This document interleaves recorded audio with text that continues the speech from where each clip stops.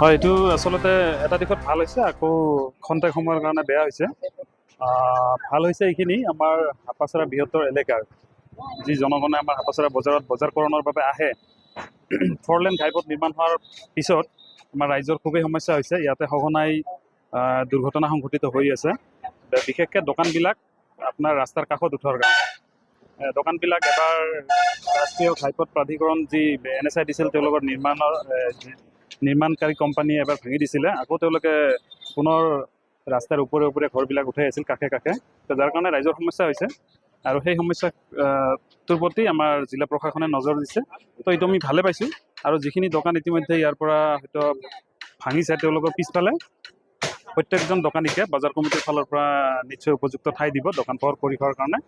তো কোনো সমস্যা নহয়, এনে ৰাইজৰ সুবিধা হৈছে, কিন্তু খন্তেকীয়াভাৱে দোকানবিলাকৰ কাৰণে, দোকানৰ গৰাকীৰ কাৰণে অলপ অসুবিধা হ'ব, কিন্তু বৃহত্তৰ স্বাৰ্থত আমাৰ সুবিধা হৈছে। হয়, আচলতে মানে ৰাইজে আপোনাৰ কেৰেপ নকৰা হৈ আছিল। 10 দিন পূৰ্বে নটিচ দিছে, 10 দিন এটা সময় দিছিল প্ৰত্যেককে।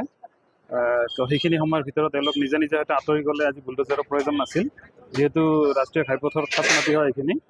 আৰু সেইখিনি মাটি মুকলি হৈ থাকিলে আমাৰ ৰাইজৰ সুবিধা হয়, বিশেষকৈ গাড়ী মটৰ পাৰ্কিং কৰোঁতে সকলোৰে সুবিধা, দোকানীবিলাকৰো সুবিধা, স্থানীয় ৰাইজৰো সুবিধা। তো এই দিশত গুৰুত্ব নিদিয়াৰ কাৰণে আজি প্ৰশাসনে যিটো নিয়ম মাফিক কাম কৰিব লাগে সেইখিনি কৰিছে, সেইখিনি আমি আদৰণি জনাইছোঁ।